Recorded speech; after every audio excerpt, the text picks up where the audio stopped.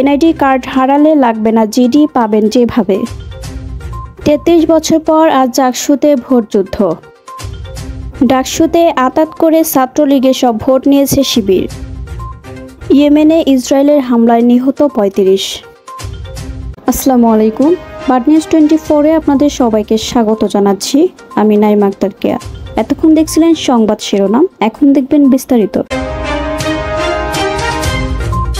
জাতীয় পরিচয়পত্র বা এনআইডি হারিয়ে গেলে এখন থেকে আর সাধারণ ডায়েরি বা জিডি করতে হবে না বলে জানিয়েছে নির্বাচন কমিশন। নির্বাচন কমিশন সচিবালয়ের জাতীয় পরিচয়পত্র নিবন্ধন অনুবিভাগের সহকারী পরিচালক স্বাক্ষরিত চিঠিতে এ তথ্য জানানো হয়েছে। চিঠিতে জানানো হয়েছে, নাগরিকগণের দুর্ভোগ দূরীকরণ ও এনআইডি সেবা সহজীকরণের স্বার্থে হারানো বা নষ্ট হওয়ার কারণে নতুন জাতীয় পরিচয়পত্র প্রাপ্তির ক্ষেত্রে সাধারণ ডায়েরি দাখিলের বিধান নির্বাচন কমিশনের অনুমোদন ক্রমে বিলুপ্ত করা হলো।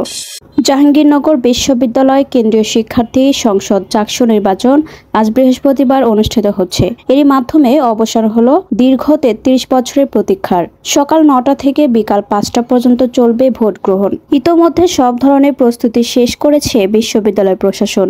21 কেন্দ্রে স্থাপন করা হয়েছে বুথ। জোরদার করা হয়েছে ক্যাম্পাসের নিরাপত্তা। তবে ক্যাম্পাসের সাবেক ছাত্রদল নেতাদের আনাগোনা বৃদ্ধি পাওয়ায় শিক্ষার্থীদের মাঝে তৈরি হয়েছে মিশ্র প্রতিক্রিয়া। গতকাল বুধবার সন্ধ্যা থেকে ক্যাম্পাসে টহল দিচ্ছে নিরাপত্তা বাহিনীর সদস্যরা। আবাসিক বিশ্ববিদ্যালয় হওয়ায় 21 হলেই করা হয়েছে ভোট কেন্দ্র। এর মধ্যে 11টিতে ছাত্ররা এবং 10 কেন্দ্রের ছাত্রীরা ভোট দেবেন। মোট 224 বুথে ভোটাধিকার প্রয়োগ করবেন শিক্ষার্থীরা। তবে হলগুলোয় এখনও মেয়াদোত্তীর্ণ শিক্ষার্থীরা অবস্থান করায় নিরাপত্তা নিয়ে শঙ্কা প্রকাশ করছেন সাধারণ শিক্ষার্থী ও প্রার্থীরা।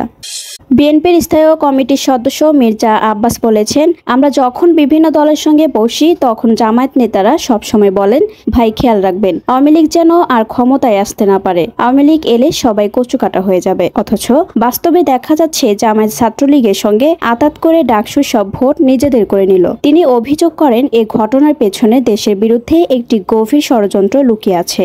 তিনি বলেন, একটা কথা না বলেই নয়, গতকাল ডাকসু নির্বাচন হয়েছে। আমি বুঝতে পারছি না ঢাকা বিশ্ববিদ্যালয় এত ভোট কিভাবে পড়ল। আমার কোনো হিসাবের সঙ্গে মেলে না। আমি সরাসরি বলতে চাই না কারচুপি হয়েছে, তবে আমি একটা গভীর ষড়যন্ত্রের আভাস পাচ্ছি। ইয়েমেনের রাজধানী সানা এবং আল জাওফ প্রদেশে ইসরায়েলের বিমান হামলায় কমপক্ষে 35 জন নিহত হয়েছেন। আহত হয়েছেন আরও 131 জন। কাতারের রাজধানী দোহায় হামাস নেতাদের লক্ষ্য করে হামলা চালানোর একদিন পর ইয়েমেনে এ হামলা হলো। খবর আল জাজিরার। বুধবার ইয়েমেনের স্বাস্থ্য মন্ত্রণালয় জানায়, হামলার প্রাথমিক তথ্য অনুযায়ী 35 জন নিহত ও 131 জন আহত হয়েছেন। তবে এ সংখ্যা আরও বাড়তে পারে বলে আশঙ্কা করা হচ্ছে।